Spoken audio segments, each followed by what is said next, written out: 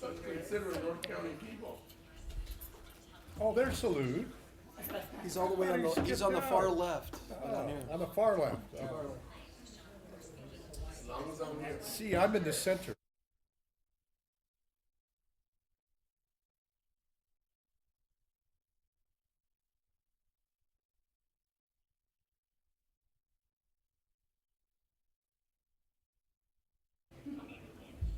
Is it on? Yeah, okay, well, there we go. I will call to order the May 19th, 2016 meeting of the Santa Barbara County Air Pollution Control District Board of Directors. Ms. Hunt, will you call the roll, please? Director Carbajal? Here?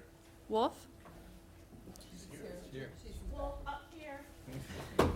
Farr? Lavanino? Sierra? Clark? Bennett? Here. Lazalde? Here.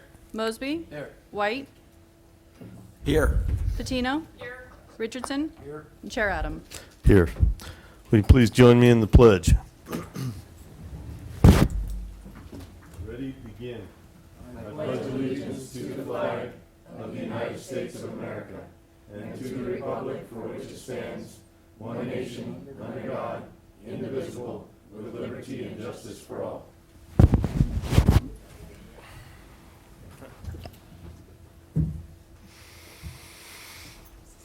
Okay, can I get a motion to approve the minutes of the March 17th, 2016 meeting? Okay, we have a motion and a second. All in favor? Oh, aye, except for we need to do a roll call vote. Yep. All right, Director Carbajal? Here, yes? Aye. Wolf? Aye. Sierra? Bennett? Here. Or yes. Lazalde? Aye. Mosby? Aye. White? Aye. Patino? Richardson? Aye. Chair Adam. Aye.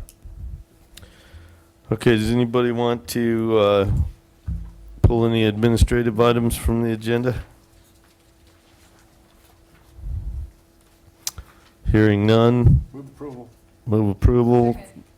Motion and a second. Ms. Hunt, can you call the roll, please? Director Carbajal? Wolf? That didn't sound very Sierra? committed. Bennett? Aye. Lazalde? Aye. Mosby? Aye. White? Aye. Patino? Richardson? Aye. Chair Adam. Aye. Next is public comment. Do we have any speakers? I have no speaker slips. Okay. Well, we're going to have a record time here. All right. Do we have a director's report today, Ms. Arlen Janae? Yes, we do. All right. I have two items that I would like to brief the board on today. The first one, I want to give an update on the progress that we've been making to update our new source review rule.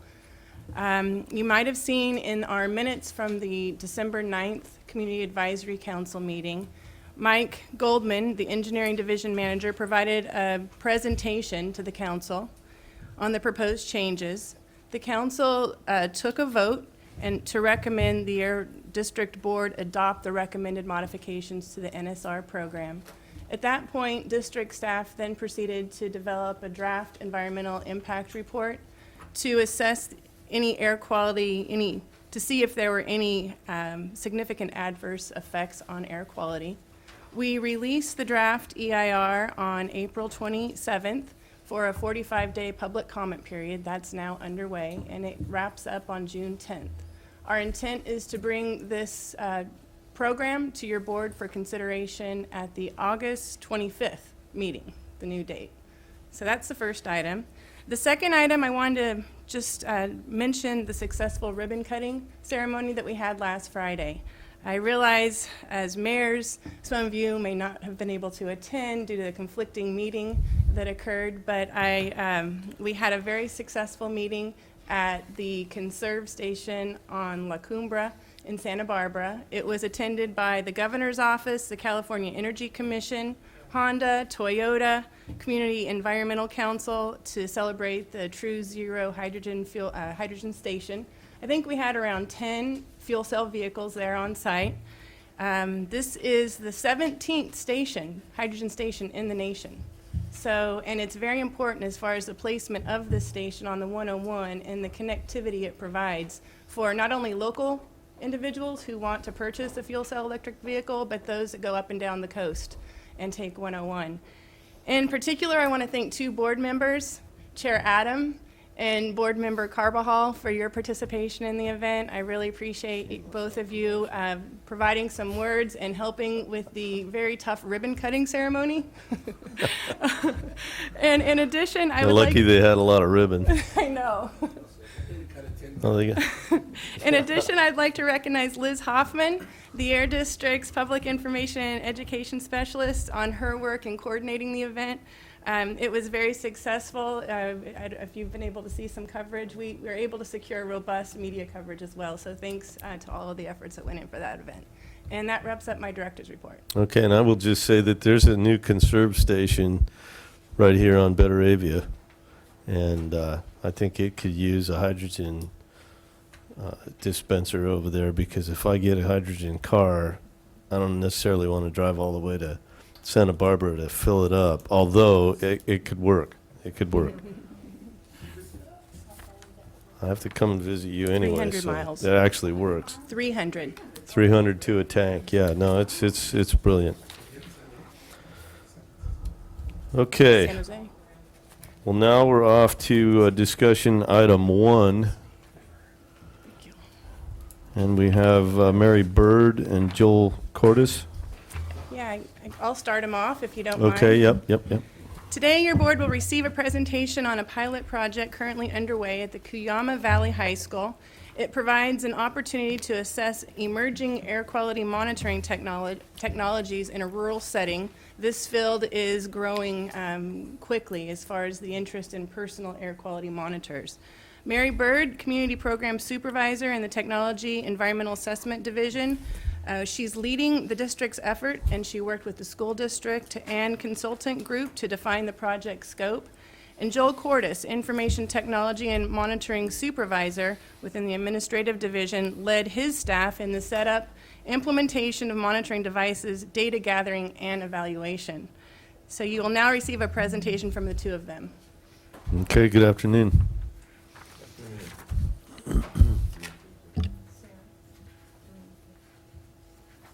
Sarah? Yeah. Oh, it's up there. Can you hear me? So, my name's Joel Cordes, Chair Adam, members of the board. So I'm going to be, along with Mary Bird, presenting to your board an update on the air quality sensor study. So in this presentation, we'll talk about the differences between the Air District's monitoring network and the portable air quality sensors. We'll explain the context of our study in Santa Barbara County. And finally, we'll show the setup of the sampling equipment in New Cuyama.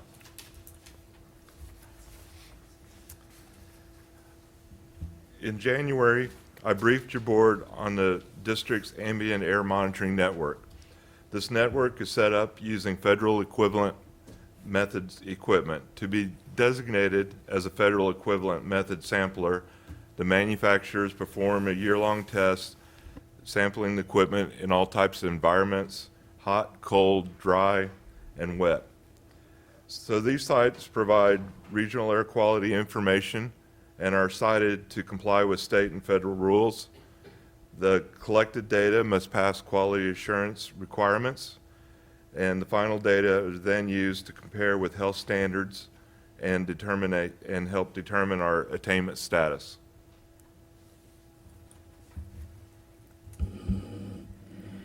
So by contrast, portable air quality sensors are inexpensive. They can range in cost from $100 to several thousand.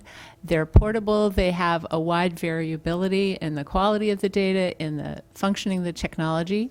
They can measure a lot of different kinds of pollutants, ozone, particulate, volatile organic compounds, methane, you name it. But again, they can provide localized information. They're not really set up to do regional. And here on the screen, you see the two sensor technologies we're currently testing in New Cuyama. These are both designed to test for particle levels. One is the AirBeam and the other is the AlphaSense. And Joe will be talking about them both more in the context of the study. They provide certain kinds of information. Obviously, they can give you more of a local read in settings where there's situations like wildfire smoke and ash, and smoke is traveling in a certain direction, and you can get more of that kind of localized information. However, it is not quality assured data. It's new technology. There's still a learning curve on what these are good for and what they can be used for, and what each model can do and can't do. The other important thing to remember is the health-based standards were developed to work with the federal equivalent method equipment. So it's very difficult getting a reading from one of these to compare it against those standards. When we're talking about the equipment that Joel is talking about in our monitoring stations, we're talking about achieving 8-hour rolling average levels and quality assured data, or 24-hour average rolling levels. These pieces of equipment are not really set up to provide the information in that way. So I think I missed one here. Can I go back? Previous. Here we go. No. Okay. So the technology is fast evolving. There's some educational opportunities as well to use this in settings with students and schools and communities. One example, here I go again. Okay, previous. One example of an interesting program is a company in the Bay Area by the name of Cuyama, has a partnership with Google where they're mounting air sensor technology on the top of Google roaming vehicles. EPA supported some research in Denver on this, and now Cuyama is doing more research in the Bay Area. They're evaluating a whole range of pollutants, and they're developing, in some cases, their own technology to do this, in other cases, evaluating existing technology. So it's changing, the whole landscape is changing, and there's a lot of people interested in it. And we've had discussions in our CAPCOA Public Outreach Committee ongoing with Cuyama and with other organizations about how we communicate about this air data as air districts. So a number of agencies are evaluating these. EPA has really done a lot of work on this. They've developed an air sensor toolbox and an air sensor handbook. And the South Coast Air Quality Management District has established a lab where they're testing these different technologies in the field and in the lab. Now, so far, most of the evaluations that have been done in the field have been in urban settings. They're looking at neighborhoods, sometimes in a situation where there's wildfire smoke, sometimes in a situation where there's specific localized near roadway issues, fireplace burning, those kinds of settings. They really haven't been evaluating these technologies much in rural settings. So as we started looking at this in our county, we have issues with high levels of dust and PM in localized areas, often accompanied with high wind events. The effects vary widely around a region, and they're typically short-term events. So we're looking to understand these better, and also to potentially take advantage of some of the educational opportunities that these sensors offer. So these are the goals that we established for our new Cuyama study. We wanted to test two types of portable particulate matter sensors in a rural application. We wanted to evaluate what we were getting from them in terms of data against federal equivalent method equipment, the equipment that is the equipment in our monitoring stations, as well as higher level particulate matter monitoring equipment.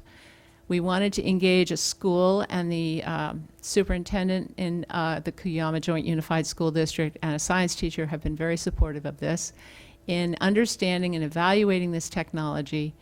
And we wanted to establish a strong technical foundation so we could look at whether we want to take on future efforts with schools, and also to position ourselves to be able to obtain funding for more placements and more in this area. There's a number of possible funding opportunities, and we felt that this is area that we needed more information on to be able to qualify for that.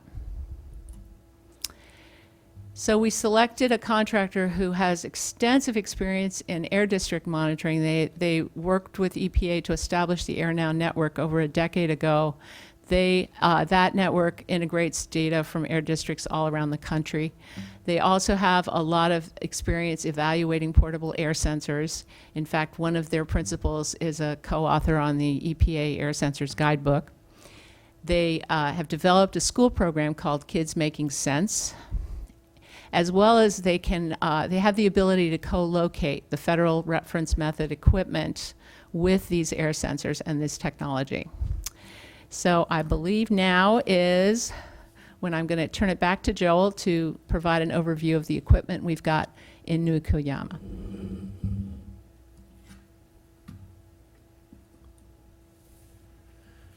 So in the picture here, you can see the setup of the sampling study program. Before any sampling actually began, the instruments and the sensors were procured and assembled and tested by our contractor. A suitable location was selected. It needed to be a secure area away from tall buildings, trees, roads. It also needed to be close to power and easily accessible. The instrumentation was set up and the sampling was finally began on April 5th. And then this picture shows the setup there. The instrument on the left, right there, is our EBAM that the district owns. I'll tell you a little more about that later. This box here is a temperature-controlled container. It contains the BAM 1020 and GRIM particle size sampler. Both of these are federal equivalent method samplers, and so all the sensors are being compared with those. That's considered to be the standard. Right back here is to the right behind that box is an array of sensors that we are testing, and then on the right is a wind and wind direction, wind speed sensor.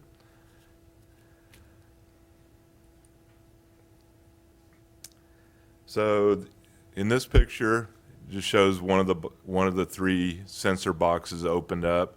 There's the air beam sensor right in the middle, and then the alpha sense is located there also. And there's three boxes. Each one's identical, and they're put together as three to help quality assure the data to verify the accuracy of each one. Over here is the inside of the reference method box, so that's the BAM 1020. It's the federal equivalent method sampler, and underneath there is the particle counter, the GRIM particle counter. And as I mentioned earlier, these are the instruments that we're all referring to as being what the real value is, and then the others are what we're testing. So as an added benefit to the study, the district installed our own EBAM particle sampler. The EBAM is a portable sampler which can be deployed to provide real-time data for tracking smoke and ash plumes from wildfires and other short-term sampling needs. It operates similar to the BAM 1020. However, it does not have any federal equivalency designation. So we requested to have this installed along with the study to help us gain a knowledge of how we could use it to predict particles from wind and dust events. So the sampling phase of the study will conclude towards the end of June. At that point, the next step will be for our contractor to analyze the data, create a report, with all the final results. And so we hope to use the results of the study to help us determine optimal applications for use of these sensors. So that concludes our presentation, so we're open to questions.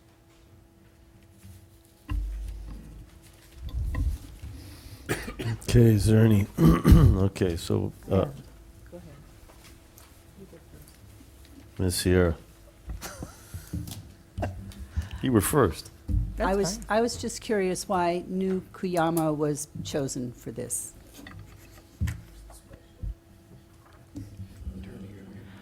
Well, we are aware that they have had some high wind events, including ones that have required them to close the school there. And we have had discussions periodically with the school superintendent there. So it was a good first try for this, as well as just the location at the school is ideal for this study. Ms. Wolf. Thank you, Mr. Chair. I just want to congratulate you. I just think this is fantastic for everyone involved. It's a great opportunity and wonderful that you're out in Cuyama doing this. My question is, does the information that you're gathering from here, is that part of our network? Does it feed into the information that we have as an air district, or is it kept separate? No, it's actually just fed into, it's not fed to a public viewable site right now. So it's a study data. So Sonoma Tech has a server that they're collecting the data on, and they'll be using that to analyze it. And then once it's all finalized, then a report will be made. And then the information will go to the air district? Yes. Okay. All right. Thank you. Just to clarify, Supervisor Wolf, we are looking at the data every day, but it is not, at this point, clear what it's showing. So once we have a final report and analysis of it, we will definitely be getting the word out. Director Carbajal. Thank you, Mr. Chair. I wanted to thank you for moving forward with this pilot program. Cuyama has had a number of wind, dust storm incidences that really created lots of disruption and concern. And I think it was, they're so unique that the community, they were sort of overwhelmed. They didn't know what to do. And I know we called upon you all to look into it. And whatever led to this coming together, I just want to thank you, because I think it just gives them an assurance that we're listening. We're trying to understand the pervasiveness of these pollutants in the air and the possible harm that it could be doing to their health. And obviously why it originates or not or what have you is subject to analysis. But I think this gives them lots of comfort and hope that we are listening to their concerns. So thank you. Oh, you want it. Director Bennett. Thank you, Mr. Chair. My question is, where is the siting exactly in relationship to the school? Is it to the west, to the east, north, to south? It's located on the southwest corner of the property. There's a small house there that I guess they use for some of the staff to stay, and so there was power available there, and that's where they sited it. Okay, so it's south of the fire station then?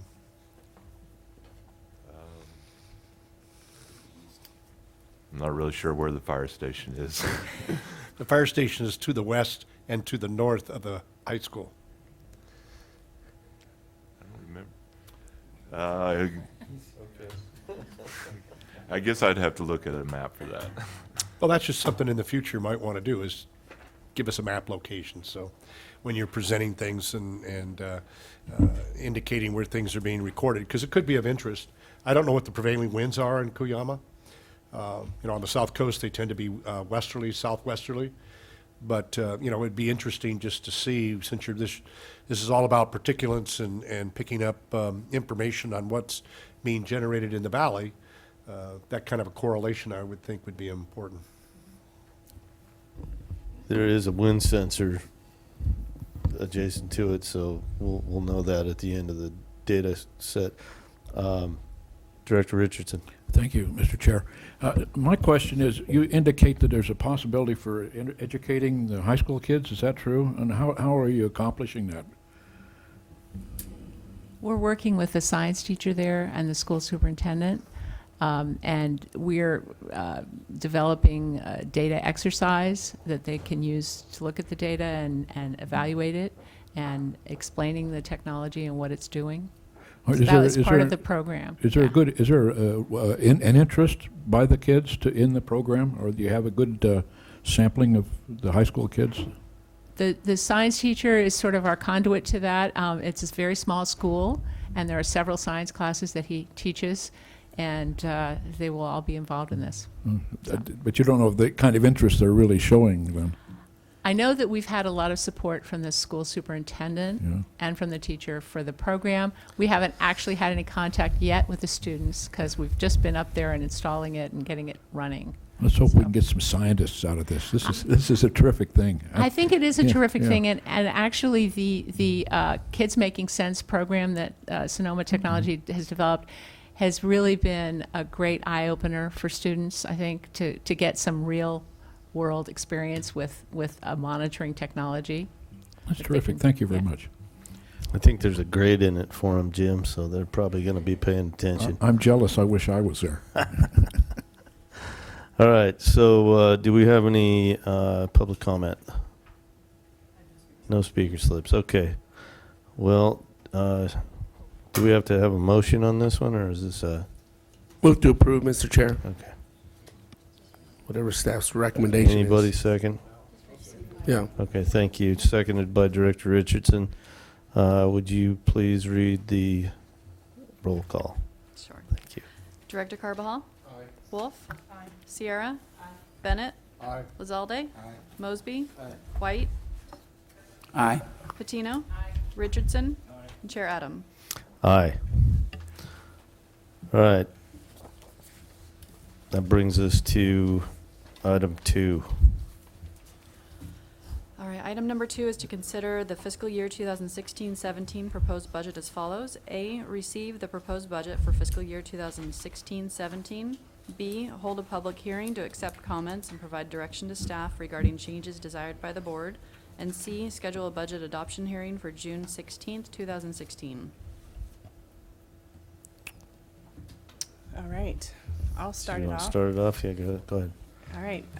Well, I'm very pleased to be here today with our proposed budget for fiscal year 16-17. We published the budget on April 8th, placed it on our website, printed notice in local papers, provided copies at our 2 district offices, as well as the the county clerk's office in Lompoc.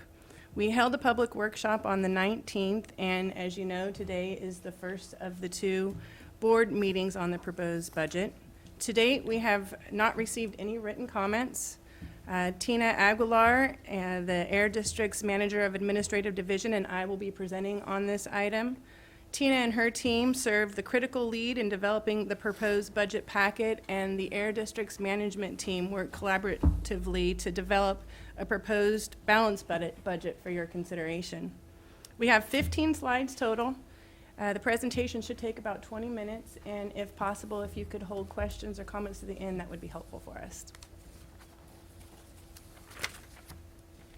So each year when we start our budget process, we begin with programming of revenues. After revenues are forecasted, expenses, including salaries and benefits, are programmed to equal revenues, making it a balanced budget. As you can see with this slide, we had a significant decrease in our anticipated revenue. So the management team was required to conduct a thorough line-by-line analysis to identifying options that were available to us in order to present a balanced budget today. Our goal with the budget was to avoid using reserves, Even though we do have a healthy fund balance, we wanted to make sure that we were not presenting a budget that suggested we were operating in a structural deficit. So the major factors that are affecting our budget, on the revenue side, the pipeline shutdown that occurred actually 1 year ago today was the primary cause for the revenue shortfall at 56% of our total shortfall. And then it's not just the pipeline, it's also the associated activity that feeds into that pipeline, the other platforms. We also, as you're aware, have a significant downturn in the economy as it relates to petroleum activities. And with the downturn in the economy, the district saw about a 23% revenue shortfall, and the result and that affects the amount we receive for emission fees, application, source testing, and reimbursable fees. The remaining revenue shortfall, the remaining around 20%, is a result of our 3-year cycle of the reevaluation fees. And this is something that we have scheduled in. It's a 3-year cycle. We have a high, medium, and then a low year. This coming year is a low year on the reevaluation cycle. This is something we planned for. We set aside revenue for this purpose, and but that just contributed to the overall shortfall of roughly 150,000. So what this presented is an opportunity for us to figure out, well, how are we going to accommodate this shortfall? And we were in a fortunate situation that we actually have vacant positions right now. We have 4 vacant positions, 1 for each division at the agency. And we elected to present a budget that would not be filling those positions. It would be a temporary hold on those until our revenue stream becomes solid once again and those positions can be filled. It will have an obvious impact on the amount of workload that the district will be able to accomplish. So it's going to put a very strong emphasis on our ability to prioritize our workload and ensure that staff resources are earmarked for our top priorities and carrying out all of our mandates and mission. The salaries and benefits, it does include the 2% COLA that was negotiated through the bargaining process and approved by your board in 2015. So that still is included in there. Management team also took a hard look at our services and supplies, and we went line through line to figure out what we could temporarily reduce. And after you back out our trust fund accounts associated to grants that are restricted funds, we made roughly a 13% reduction in our services and supplies category to present to you today. So before we go into detail, Tina will be providing the detail on our proposed budget. I'd like just to take a step back and talk a little bit about the accomplishments that the district was able to accomplish during this existing fiscal year. I go line by line or division by division. There's 4 slides total. There are a lot more accomplishments included in your budget packet that you have in today's agenda packet. So I'm just going to hit on the top ones. So with the administrative division, the budget, being able to execute fiscal year 16 budget, to build the fiscal year 17 budget, which was a significant change for us with this revenue shortfall, and complete the audit, a third-party independent audit. Also, we have been monitoring 18 monitoring stations throughout the county. Of those stations, we collect and validate 100% of the data for air quality and meteorological measurements. And we also provided a discounted data acquisition system fee for participants of that. That was significant this year. In the engineering division, the air toxic program was a significant undertaking. The Office of Environmental Health Hazard Assessment, or OEHA, they issued updates to the health risk assessment guidelines. Pretty significant changes to their guidelines that then needed to be implemented and worked into the local toxic program. So the engineering division developed new screening tools and incorporated those guidelines into the modeling that's underway for sources here in the county. Also, the offsets program. I mentioned this briefly during my director's report. A lot of effort took place within this current fiscal year to finalize recommendations on the proposed new source review program changes. Public workshops were held, presented to the Community Advisory Council, secured their endorsement for the proposed changes, and also they worked with the Technology, Environmental, and Assessment Division as we developed the draft EIR. That was a major accomplishment to where we are right now. In Compliance Division, they expanded and strengthened their inspector program. Obviously, safety is paramount. They also were able to incorporate a lot of efficiency measures, going more electronic, where they are able to collect data that's incorporated into their reports while they're out in their field. So efficiency is very important. Let's see. And the emphasis on education continues to be key in compliance. Sorry, Tina. And then the last division is T. You've heard a lot about hydrogen. That was a major undertaking this calendar year, this fiscal year, leading that tri-county effort. It's the first time that the district has led the tri-county approach with San Luis and Santa Barbara and Ventura County. We were able to award $1.5 million in voluntary clean air grant projects throughout the region and continue to implement a public education, outreach, and business assistance program countywide. So at this point, I would like to hand the presentation over to Ms. Aguilar, who will provide more details on the proposed budget. Okay. Good afternoon, Mr. Chair and members of the board. As Aaron mentioned, revenues are projected to be down next fiscal year 8.3%. Approximately $500,000 of that is due to the Plains All-American Pipeline closure that affects some of the larger oil and gas sources within our county. Due to this shutdown, the district has multiple revenue streams that are being affected. Those within the licenses and permits category are our annual emission fees, source test fees, and monitoring fees. Another large factor affecting revenue next year is the decreased activity in the petroleum industry. The district is anticipating approximately $200,000 in decreased revenue due to this. Federal, state, and other government revenue shows a decrease of $157,000. In fiscal year 15-16, the district received a $242,000 grant awarded from the California Energy Commission that would span over a 2-year period. The grant is going into its second and final year. $125,000 has been spent so far in fiscal year 15-16, and the district plans to spend the remainder in fiscal year 16-17. Charges for service is also down, and that is due to air quality attainment planning fees and reimbursable labor.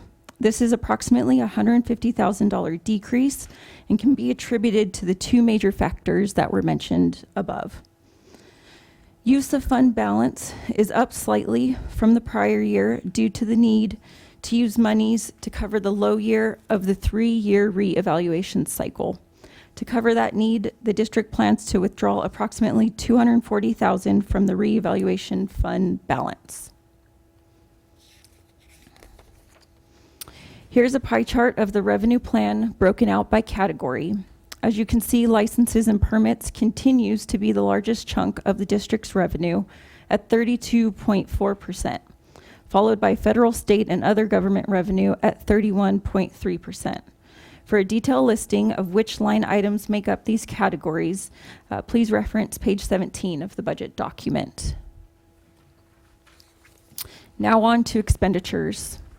When looking at the district's expenditures, you'll see that the salaries and benefits category has been reduced by approximately $450,000. This was done by unfunding the 4 vacant positions that Aaron mentioned previously. However, that alone did not bridge the gap between the loss of revenue and the district's expenditures as a whole for the fiscal year.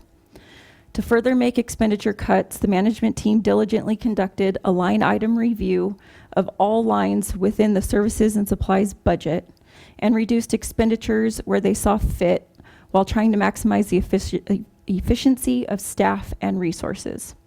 Some of the line items reduced were small equipment purchases, membership fees, office expenses, software expenses, special department expenses, business travel, and training. The district also decreased its one-time projects to help offset the budget shortfall. You will see in the fixed assets category that it increased by $18,000. This is due to the need to purchase a new vehicle within our compliance division. However, these purchases do not affect the budget shortfall because there's a committed fund balance account that is used strictly for fixed asset purchases. That account will be utilized to pay for the vehicle. And lastly, you'll see that the district does not anticipate depositing any earnings into fund balance, mainly because it's the low year of the 3-year re-eval cycle.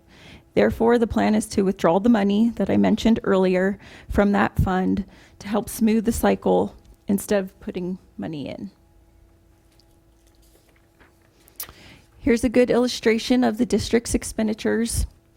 Staying consistent with prior years, the largest expenditure is salary and benefits. Of that $5.6 million expense, approximately $1.3 million, or 23%, can be attributed to retirement costs. The grant portion of the budget is the next largest expense at 21.5%, and this is for the district's pass-through grant activities. As in previous years, a key measure of the district's fiscal health is the size of the fund balance relative to the total annual budget. With the projected total fund balance of $5.4 million, or 57% of the total annual budget, we feel that the fund balances continue to be adequate and provide the district with the cushion that is necessary in case of an emergency. On this slide, you can see the fund balance categories and the associated amounts and percentages in each. I will now turn it back over to Erin so she can discuss the district's goals and objectives for the upcoming fiscal year. So for the upcoming fiscal year, I pulled out our top tier goals. We do, once again, have a lot more of those broken out within the proposed budget for each division. With the hold placed on hiring staff, efficiency is going to be critical for us. So the more we can focus our efforts to operate as efficiently as possible, streamlining our procedures and operations, that's going to be paramount.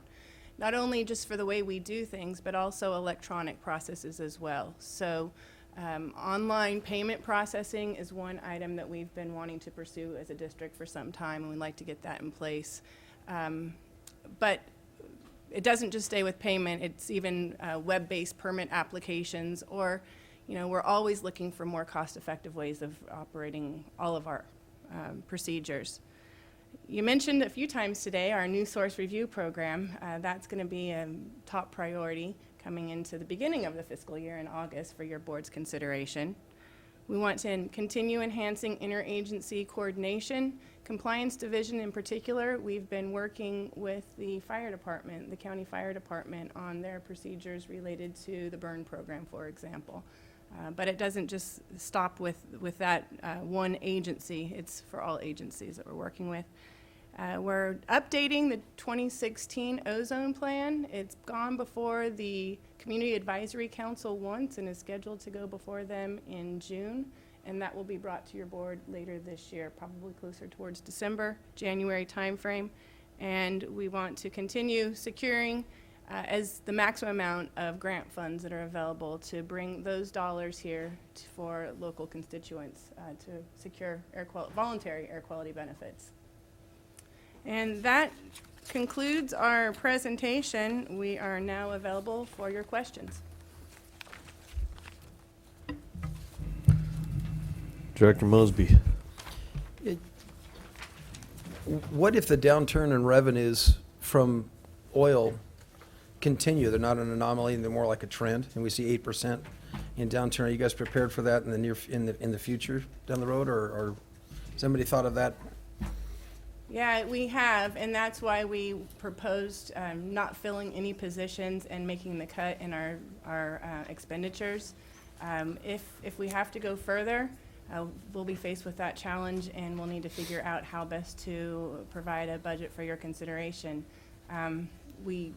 We anticipate with our fund balance that we are in a stable position for the immediate future, but definitely something we'll continue monitoring and assessing and discussing with your board. As we saw another 8% was the trend, we see it in a few years, it's going to be significant. You can't just keep, you know, you had positions you didn't fill. In this case, you'd be drawing straws. Yeah, we've So- talked about doing a fiscal plan for the agency where we look 5 years out, we look at the economic trends. This is something I'm familiar with, coming from a district to the north. That could be a useful tool as we assess different economic trends and growth in our region, and that would be something that your board would be presented with. Yeah, I'll try to do my best I can to promote us, you know, making sure we keep oil moving forward so we don't have those downtrends. We don't want to put you guys out of business.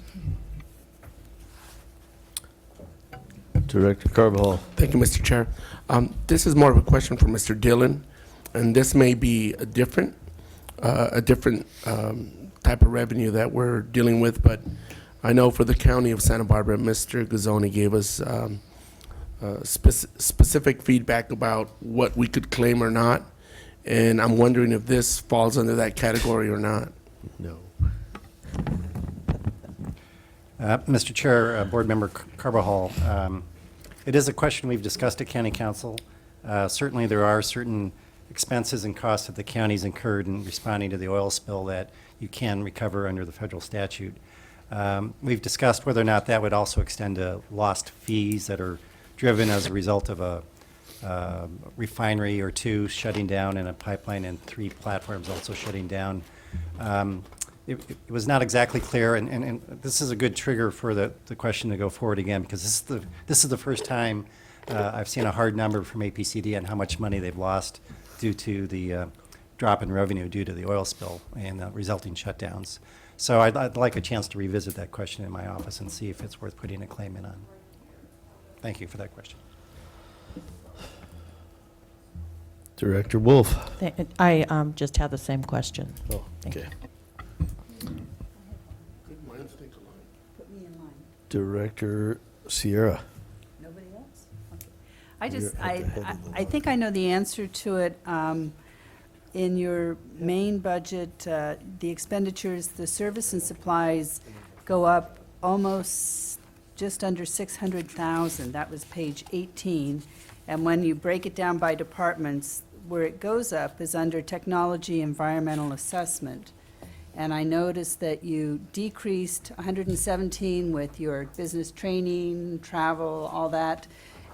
The increase is due to the incentives that we're putting out for the car buyback and the hydrogen readiness, and that is correct? That's my understanding, yes. That's related to the restricted fund accounts that are earmarked specifically for those grant programs. Well, then, I want to compliment you on making a balanced budget with that included in the budget. So I'm pretty impressed. Thank you. Thank you.